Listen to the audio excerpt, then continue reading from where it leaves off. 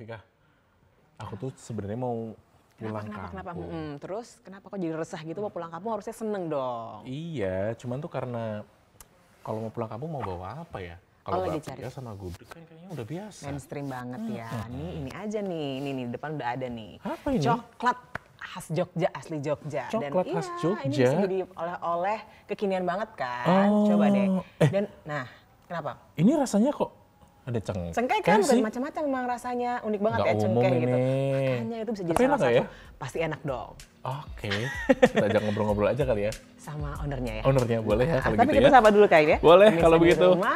Hai, halo selamat pagi. Salam Super Suara Perempuan. Dimana di sini kita akan berbagi informasi tentang perempuan yang memiliki prestasi di bidangnya masing-masing. Nah, hari ini kita akan berbincang-bincang dengan salah satu owner coklat yang ada di Yogyakarta. Ini juga salah satu oleh-oleh yang kemudian bisa dibawa pulang oleh teman-teman ketika nanti pulang ke kampungnya masing-masing. Iya, penasaran siapakah beliau? Kita lihat saja terlebih dahulu profilnya yang satu ini.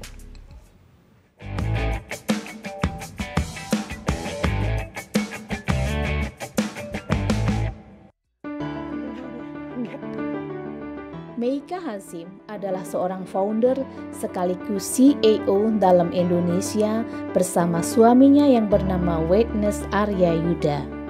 Meika sangat mencintai dan bersemangat dalam pengembangan diri. Untuk menunjang hal tersebut, Meika suka berbagi dan menjadi motivator agar dapat memaksimalkan potensi dirinya baik dalam bisnis maupun kehidupan. Selain itu, perempuan yang satu ini juga punya hobi traveling dan menjadikannya sebagai kegiatan favorit. Sebab, traveling bagi Meika merupakan sarana refleksi diri sekaligus untuk mencari ide atau inspirasi serta sumber referensi dalam melakukan pekerjaan maupun kehidupan pribadi. Meika memasuki dunia food and beverage pada tahun 2010, kemudian menciptakan brand coklat dalam pada tahun 2013. Ini dilatar belakangi oleh kesadaran akan besarnya potensi Indonesia dalam bisnis coklat. Sebab Indonesia adalah produsen kakao terbesar ketiga di dunia. Ia dan sang suami pun mantap membangun bisnis sendiri. Dalam perjalanan mengelola bisnis coklat, Meika mengalami berbagai kendala antara lain kualitas produk coklat yang diperoleh masih kurang baik karena proses pasca panen yang belum dilakukan secara maksimal oleh petani. Namun yang lebih utama adalah persoalan harga kakao itu sendiri.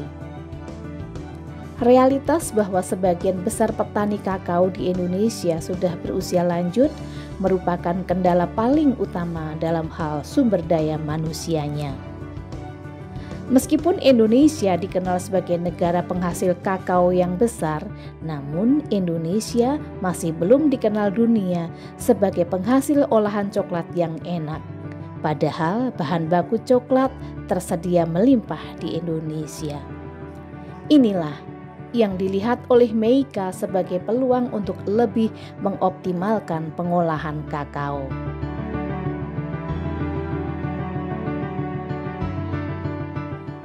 Saat ini, dalam Indonesia mempunyai 6 brand, yaitu Coklat Dalem, Punwins, Owi Lifestyle Coklat, Koko Bio Coklat Probiotik, Minuman Coklat Tanda Hati, dan Coklat Es Nusantara Segernya Indonesia.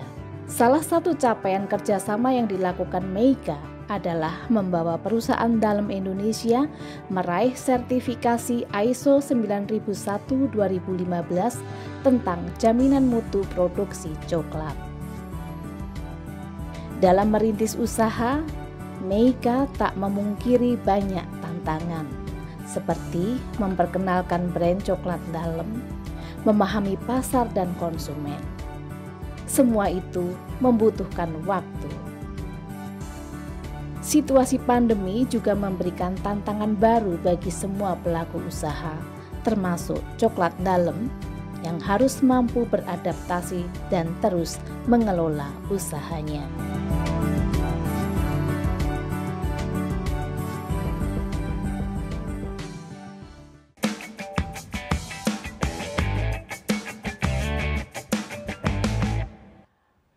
Mbak Meika Hazim sudah hadir bersama kita hari ini ya, CEO dalam Indonesia. Selamat pagi. Sehat-sehat terus ya. Alhamdulillah Sudah hadir di Suara Perempuan hari ini. Ya. Terima kasih. Nah kalau misalnya kita lihat tadi kan di Viti juga seorang CEO berbisnis coklat begitu ya. Nah coklat ini kan salah satu makanan yang bisa dibilang nggak terlalu mudah diolah begitu. Boleh dicerita awalnya seperti apa kemudian terjun ke dunia bisnis coklat? Cinta coklat barangkali? Banget. Oh pastinya dong, pasti dong ya kan. Gimana Jawabannya tuh? simpel gitu ya, karena suka sama coklat, mau makan coklat dulu, kayak gitu. Tapi sekarang malah nggak makan coklat ya. Oh gitu ya? Kenapa? Soalnya bikin. Karena setiap hari bikin Jadi kalau ya. bikin setiap hari kan bau kayak gitu ya. Kalau dulu makan banget gitu, cuman masih tetap makan coklat sih, tetap guilty pleasure gitu. Jadi suka sama coklat, terus waktu menikah gitu kita kepikiran bikin apa ya kayak gitu supaya nggak usah jauh-jauhan bekerja. Ya udah kita bikin coklat aja gitu. Oke, ya. Tapi tadi yang sempat dibilang sama Vika, ada rasa cengkeh, rasa macam-macam. jahe, Bener. terus sekarang ada tadi apa namanya segernya Indonesia kalau yang di meja. Wow. Ini itu gimana developnya gitu atau gimana kemudian ada ide-idenya kemudian bisa bikin coklat yang beraneka rasa kayak gini? Sebenarnya memang sengaja. Jadi waktu mau bikin coklat kan kita, saya istilahnya suka bilangnya piknik kayak gitu. Piknik kita itu jalan-jalan ke supermarket, lihat coklat yang sudah ada, cobain coklatnya orang, brand lain, bahkan coklat dari luar negeri dicobain ya gitu. Itu piknik kita. Nah terus akhirnya harus mikir dong apa sih yang bikin beda kalau misalnya kita mau bikin coklat gitu. Nah keluarlah satu konsep karena saya sama Mas Yuda backgroundnya sama-sama tourism nih. Wah sama-sama tourism. Suka jalan-jalan. Suka gitu jalan-jalan. ya. Yang satu travel agent, yang satu kayak di dutaan. Orang jadi duta pariwisata kayak gitu. Klop terus akhirnya kayaknya tourism itu sebagai benang merah kita berdua. Jadi akhirnya kita bikin satu konsep yaitu cita rasa Indonesia dan cerita Indonesia. Jadi si cerita Indonesianya kita keluarkan melalui kemasan, cerita-ceritanya supaya orang tuh kalau menikmati coklat nggak cuman rasanya aja, tapi juga ada story-nya. Iya, tadi saya sempat lihat juga ini unik banget kan di belakangnya loh kan nih. Ada ceritanya nggak? Ada ceritanya, ya kan? Jadi bener. yang beli juga kemudian teredukasi begitu ya dengan kearifan lokal yang ada yang kita miliki begitu. Iya, Wow. plus sama si cita rasa Indonesia Tentunya. supaya beda. Jadi kayak ada kita pernah dibilangin coklatnya rasanya kayak bumbu dapur. Justru itu keunikannya, betul nggak? Iya. Gitu. Trial and error pastinya ya waktu Iya, itu. jadi ada Seperti apa tuh? berbagai macam rempah-rempah yaitu jadi signature Indonesia kita masukin aja ke coklat gitu. Menarik ya, luar biasa ya. Maksudnya idenya karena memang mau membawa Indonesia Betul. ke dalam coklatnya gitu ya. Yes. Nah tapi sebelum kemudian terjun di dunia bisnis coklat ini kan ternyata juga pernah menjajal dunia kerja begitu ya. Iya. Bahkan juga sampai ke Batam di bidang animasi begitu ya. Kemudian apakah ceritanya seperti apa Nyambungnya begitu ya? kemana ini Nggak tiba-tiba nyambung. jadi coklat ya? Atau mungkin juga dari kerjaan itu juga apa ya sedikit banyaknya membantu juga di dunia bisnis atau seperti apa? Tetap membantu. Jadi bagaimanapun dari seluruh proses perjalanan kayak sejarah aku bekerja itu banyak di dunia desain kayak gitu. Jadi dari ada bisnis kaos yang paling happening di Jogja itu, gitu. Terus di situ belajar desain, terus ke dunia animasi belajar lagi desain. Jadi desain itu jadi sangat berdekatan dengan saya, yang membuat kita jadi berpikir ketika mau bikin kemasan harus benar-benar bagus karena itu adalah jendela pertama atau kayak spokesperson pertama atau itu menjadi kayak pertama kali yang orang akan lihat dulu sebelum ngerasain rasanya. Nah itu sih tetap berpengaruh gitu. Jadi influence desain, bagaimana meng-create desain, terus mengkonsepnya. Nah ini jadi ada Jadilah seperti ini ya, Seperti cantik-cantik ini. sekali ya. Jadi selain rasa yang dipikirin adalah desainnya. dipikirin banget iya. Tapi desain dibikin sendiri? Ada yang dibikin sendiri, ada yang kita tetap berikan saja kepada ahlinya Oke. ya. Oke. Tapi yang sekarang dibawa ini kalau boleh tahu apa aja nih Mbak Meika yang sekarang mungkin perlu ditunjukin juga ke pemirsa. Mungkin ada beberapa yang jadi best coklat yang harus dicoba sama teman-teman itu kira-kira yang mana? Oke, Best ini seller, terfavorit. kayaknya mesti dicobain. Konsep pertama yang keluar adalah tetap ini ya, cita rasa Indonesia dan cerita Indonesia ini. Oke. Ini adalah konsepnya yaitu coklat klasik kayak gitu. Jadi coklat klasik ini rasa dark, milk sama white dibungkus pakai batik klasik yang digunakan pada prosesi pernikahan di Jawa.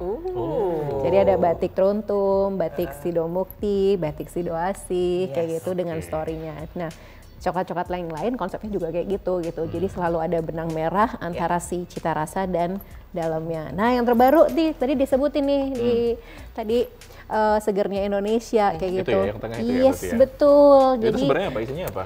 ini kalau dibuka, yes.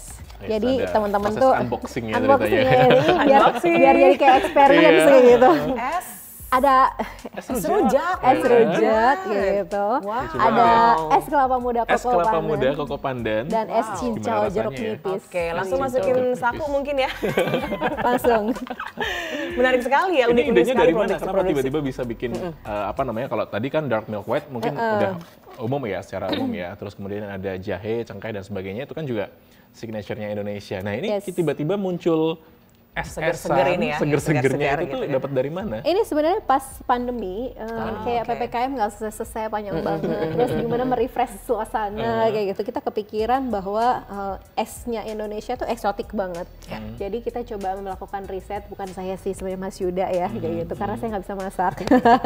Jadi Mas Yuda melakukan riset gimana kalau mencampurkan es Nusantara Indonesia ke dalam coklat dan akhirnya keluarlah si 3 rasa ini. Oke. Disebutnya sebagai segernya Indonesia gitu. Tapi ngomong-ngomong tantangannya apa sih menggeluti dunia coklat ini sebagai salah satu bisnis Mbak Meka ini gitu? Tantangannya bagaimanapun coklat itu bukan produk primer maupun sekunder, ini adalah produk tersier. Jadi penikmat coklat itu tidak banyak, meskipun banyak tapi tetap tidak banyak kayak gitu. Itu salah satu tantangan pertama. Terus yang kedua, di Indonesia tuh orang budayanya tuh bukan makan coklat, minum teh minum kopi gitu. Tapi menikmati coklat tuh kayaknya nomor 3, padahal itu salah satu komoditas yang juga dihasilkan di Indonesia sangat besar kayak gitu. Jadi mengedukasi bahwa coklat tuh jadi bagian dari Indonesia, cara menikmati juga bisa macam-macam kayak gitu. Termasuk salah satunya coklat bar itu memang butuh waktu gitu. Tapi sekarang kemudian sudah banyak gitu ya turis-turis yang kemudian memilih coklat sebagai oleh-oleh gitu. Kalau Mbak Meka lihatnya seperti apa? Kalau turis ya menjadi salah satu pilihan ya di antara yang paling tren di Yogyakarta, nggak pernah ditinggalkan, pasti ada bapia, ada sama gudeg kayak gitu ya. Jadi ada salah satu pilihan lain yang secara personal, intimate kalau dikasih kayak gitu. Ini coklat gitu. Oke, ya. Nih ini ngomong-ngomong soal Mbak Meka ini kan ternyata juga selain jadi CEO dalam Indonesia, ternyata juga beliau ini aktif sebagai dosen gitu ya. Terus kemudian jadi pendamping teman-teman UMKM juga gitu. Saking banyaknya, ini kan gimana rumah tangga ini? Ngatur waktunya gimana Mbak Meka? Terus Wow, langsung gitu. ngeliat itu semua ya? Ini pertanyaan susah nih, tapi saya akan jujur sebagai perempuan, nggak mungkin lah saya akan balance of life gitu. Kalau diomongin balance, pasti bisa balance antara karir sama rumah Betul, tangga, iya. kayaknya nggak mungkin. Saya pilih katanya ini aja. Setiap perempuan itu akan pasti punya prioritas. Ada saatnya kalanya prioritasnya di karir, ada kalanya prioritasnya di keluarga kayak gitu. Nah itu yang sebenarnya mungkin yang harus diatur secara balance. Kapan saat prioritas buat keluarga dan kapan saat prioritas buat karir. Nggak mungkin kok pas lagi karir terus keluarganya nggak ditinggalkan, itu kayak nggak mungkin. Mungkin waktunya pasti berkurang kayak gitu. Tapi pas prioritasnya keluarga, karirnya juga pasti berkurang. Nah that's what happened to me gitu. Jadi ya pintar-pintar aja mengatur waktu ya. Oke, nanti kita dan lanjutkan tetap lagi. sulit. Tentunya pastinya. Nanti kita Oke. sambung lagi perbincangan yang asik ini. Usai jeda tetap bersama kami di Suara Perempuan.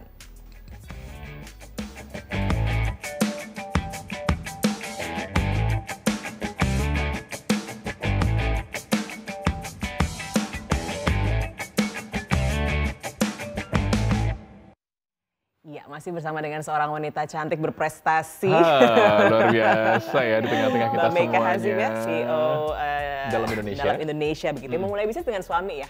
Yes. Seperti itu kan. Nah, ini seperti apa? Pasti nggak mudah dong ya.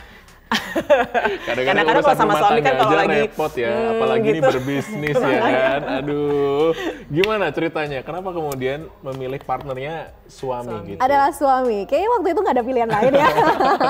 Langsung gitu. Terjebak nggak ya? Sebenarnya memilih partner bisnis suami itu karena kita berdua tuh punya kesukaan yang sama. Kalau Mas Yuda disukaannya lebih spesifik lagi, kopi, teh, sama coklat. Nah, tapi suka coklat. kita berdua tuh backgroundnya benar-benar berbeda ya. Kalau Mas Yuda tuh dari teknologi pangan, saya benar-benar dari manajemen. kita pikir-pikir, itu banget. ini adalah satu kolaborasi yang bisa manajemen yang bisa digabungkan. Ini secara tidak sengaja kan? Bukan di-create dari awal kan? Bukan di-create dari awal. It's a blast, you know. Blast kan? Jadi nggak sengaja. Jadi sekarang saya malah bagi tips. Jadi kalau yang belum punya pasangan, harus cari ini ya. Harus cari pasangannya yang punya kapasitas yang berbeda. Betul-betul yang bisa disatukan. Yang bisa disatukan, bisa menjadi kolaborasi. Betul. Dari situ malah jadi kayak kepikiran kan sih. Tapi sebenarnya kayak gitu. Terus akhirnya karena kita berdua punya benar-benar skill yang berbeda. Nah, pembagian tugas itu menjadi clear kayak gitu. Mas Yuda benar-benar di production, di research development, creating produk, memastikan bahwa produknya benar-benar akan sellable gitu kalau secara marketing kayak gitu dan enak untuk bisa diterima sama lidah konsumen. Sementara di saya memang ya karena sukaannya memang di detail attention, jadi ada di operational sama di manajemennya gitu. Jadi bagi tugasnya gitu bagi ya. Tugas. Jangan campur-campur. Tapi itu jadi salah satu hal yang kemudian dari awal memang kemudian sudah didiskusikan bersama bahwa bagi tugas itu atau bagi peran itu jadi sangat-sangat clear di awal. Iya, betul. Oke. Dengan bagi tugas itu sebenarnya akhirnya terhindarkan nih. Misalnya couple-planner tuh kadang-kadang misalnya punya skill yang sama kayak gitu, tapi mungkin terus belum berbagi tugas dengan secara clear. Sehingga kayak ada irisan-irisan pekerjaan yang sangat banyak atau bahkan sama persis. Nah, di situ sebenarnya yang akan bikin kayak mungkin beda pendapat kayak gitu. Terus crashnya di situ. Ada yang satu kepengen ke sini, satu kepengen ke sana. Nah, jadi perbedaan di situ. Karena kita benar-benar beda expertise, jadi malah justru satu sama lain saling mengisi gitu. Saling argue perbedaan tersebut dibawa ke rumah nggak tuh? Perbincangan bisnis itu gitu. Ini menarik ini. Ini menarik banget. Yang ada tuh biasanya ngomongin kelanjutan konsep bisnisnya apa, tapi bukan berdebat. Oh iya. Langsung lebih banyaknya malah ke situ. Jadi kalau di rumah tuh ya kita malah sibuk mikirin makan apa ya hari ini gitu. Oke. Jadi udah nggak terlalu banyak ngobrolin tentang kantor dan juga tetap kalau ada lagi pemantik ide, kita lagi nonton film apa, lagi nonton tayangan apa kayak gitu, terus ada ide ya tetap aja kita tetap akan ngobrolin kayak gitu. Rawes pokoknya. Kelebihannya apa sih kalau jadi couple planner? Lebih gampang manage-nya, tapi kan juga ada pasti kekurangannya ya. Maksudnya ada kelebihan ada kekurangannya jadi kekurangannya mungkin sebenarnya jadi kayak kalau di kasus saya sama Mas Yuda kayak banyak sekali yang kita obrolin adalah untuk ngomongin development dari sisi bisnis kayak gitu, mau dibawa kemana, gimana kayak gitu. Jadi kadang-kadang mesti kayak rehat sejenak untuk nggak ngomongin gitu, kita ngomongin yang lain aja dulu yuk kayak gitu. Kayak gitu. Itu mungkin kayak ada masa-masa di mana kayak kita kan ngomongin itu terus, yang dipikirin itu terus, apalagi kayak di masa membangun, Jadi kayak tahun-tahun pertama dan segala macam itu pasti obrolannya gitu-gitu terus gitu. Jadi mungkin butuh jeda ya kali ini. Tapi sebenarnya apa sih kunci dalam membangun sebuah bisnis kemudian memilih partner memilih suami sebagai partner gitu? Tipsnya apa nih? Kuncinya Tipsnya apa sih? Langsung kayaknya nomor satu bagi tugas dan peran secara lebih jelas, secara lebih clear. Terus yang kedua khusus buat para perempuan. Laki-laki itu kan nggak bisa menerawang keinginan perempuan. Oh, ini tips tidak hanya untuk berbisnis ini ya, tapi untuk berumah tangga ya kalau ini ya. Kita kan tidak bisa, dan kita pun sebenarnya juga tidak bisa menerawang kayak gitu. Jadi sebenarnya clear dan ikhlas di depan. Kami setuju bahwa clear dan ikhlas di depan itu harus disampaikan. Maksudnya adalah apapun yang ada di pikiran, di hati, kalau tidak berkenan atau suka atau mengapresiasi sesuatu, silakan disampaikan gitu. Apalagi kalau misalnya punya concern sesuatu atau pemikiran sesuatu yang kayak ini akan jadi bahan diskusi deh. Kalau diemin malah nanti jadi berantem. Nah, itu sebaiknya dibicarakan. Dengan itu menjadi lebih enak gitu untuk menjalankan bisnis as a couple planner. Wow, Itu dia tipsnya ya, dua itu ya. Planner. Jadi saling bersama-sama untuk kemudian membagi tugas. Yang kedua, clear dan ikhlas di depan, ya kan? Jelas maksudnya gitu kan ya. Maksudnya nanti kalau ada obrolan ya disampaikan gitu ya. Jangan terus, aku nggak mau. Apa sih gitu ya. Bicara lagi tentang tantangan bisnis ya. Kemarin pada saat pandemi pasti drop banget ya. Betul. Bagaimana kemudian untuk bisa bertahan dan juga kemudian bangkit kembali begitu bisnis Mbak Meka ini? Harus diakui omsetnya turun banyak banget kayak gitu. Terus dari yang kita sebenarnya basisnya di offline harus banting setir ke online. online. Dan saya harus bilang pada saat pandemi itu kayaknya semua usaha pasti kan terdampak ya. Cuman kondisi secara bekerjanya adalah kayaknya kalau sebelum pandemi itu bisa biasa aja menjalankannya santai kayak gitu ya, berjalan. Tapi kalau di pandemi itu udah lari sprint dan sprintnya harus maraton. Jadi kayak sprint dan maratonnya jadi satu. Jadi satu kayak gitu. Biasanya orang sprint aja, maraton aja kayak gitu. Tapi ini sprint dan maraton bersamaan sehingga ada sisi kelelahan. Apa sih yang bikin sprint dan maraton? Belajar teknologi yang begitu cepat kayak gitu, dan kami harus berpindah dari offline ke online. Terus harus menguasai banyak hal, harus mengejar untuk bisa melakukan campaign supaya memindahkan penjualan ke konsumen. Terus melihat dari sisi konsumen yang gaya berbelanjanya berbeda. Nah, itu barengan semuanya sehingga pasti kami punya masa jeda gitu karena lelah banget kayak gitu. Itu sih. Jadi alhamdulillah bisa bertahan sampai hari ini gitu. Dan mulai sedikit demi sedikit mulai naik kembali kayak gitu. Mulai membaik kembali kayak gitu. Sempat mem-PHK karyawan mungkin waktu itu juga. Saya tuh akan bilang ini blessing. Alhamdulillahnya tidak, tapi karyawannya pas ada yang keluar kayak gitu. Jadi kayak banyak banget ini ya keberuntungan ya. Udah ketemu pasangan, udah yang satu bisa masak, yang satunya bisa manajemen gitu kan. Pas pandemi kok ya pas ada yang keluar gitu kan, jadi nggak yang kemudian di resign kan gitu kan, enggak kan ya? Enggak di resign kan. Gitu. Oke, mau luar biasa ya. Banyak blessnya ya, luar Alhamdulillah. Banyak doa kayaknya ya. Amin. Atau apa? Resepnya apa sih sebenarnya, mungkin biar tetap jalan dan mungkin banyak. Wah, ini susah nih, langsung gitu secara spiritual. Apa ya, secara spiritual saya tidak tahu ya. Saya harus bilang saya nggak ngerti bagian mana dari ikhtiar kita yang diijabah dan sehingga si perjalanan itu mudah. Tapi menurut saya kita tahu pasti bahwa satu yang pasti itu rezeki itu tidak salah alamat. Jadi satu semeleh melakukan semuanya dengan yang terbaik kayak gitu deh. Jadi ini nggak ada tips khusus ya. Yang lain-lain sih jangan sampai dilewatkan. Yang kalau mungkin secara muslim ya zakatnya, terus yang hak orang lain yang harus disampaikan secara cepat ya, yang kayak gitu-gitu yang secara prinsip insya Allah tuh tidak terlambat sehingga mungkin Allah juga kasih rezekinya juga pas pada waktunya kayak gitu. Tentu kan pada saat menjalankan bisnis ini tidak semulus jalan tol ya, ada up and down segala macam. Nantinya dijawab seperti apa untuk menghadapi semuanya itu ya. Bisa aja tetap di Super Suara Perempuan.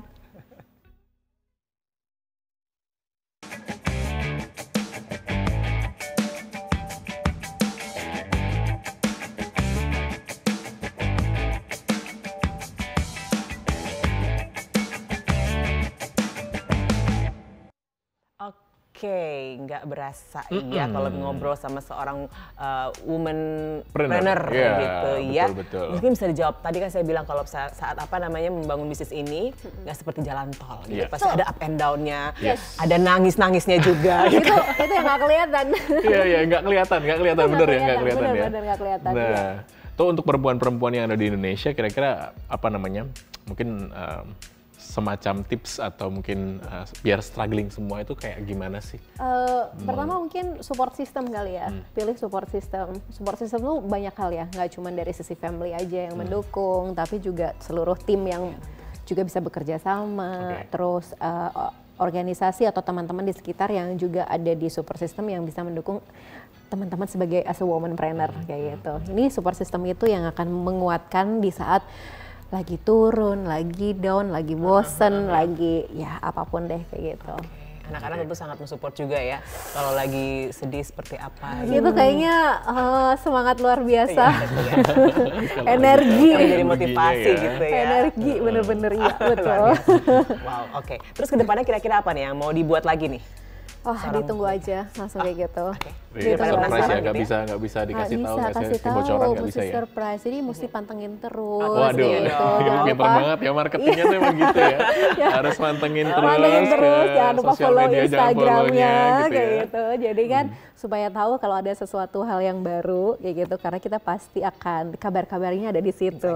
Langsung di follow dan sebentar lagi langsung dimakan semua itu. Thank you banget, nggak berasa waktu kita singkat juga ya. Singkat banget udah. Nanti kita lanjutkan lagi di belakang aja, oke? Sambil ngopi-ngopi ataupun minum-minum makan coklatnya. Oke, thank you, sukses selalu ya. Iya, kita berdiri bareng-bareng yuk, kita pamit yuk. Terima kasih sekali lagi untuk pemirsa yang juga sudah bersama-sama dengan kita untuk episode kita kali ini. Mudah-mudahan ada banyak inspirasi yang bisa dibagi dan juga bisa dimanfaatkan oleh kita semuanya. Ya, tentunya tetap berkarya dan makin hebat perempuan Indonesia. Salam Super Suara Perempuan.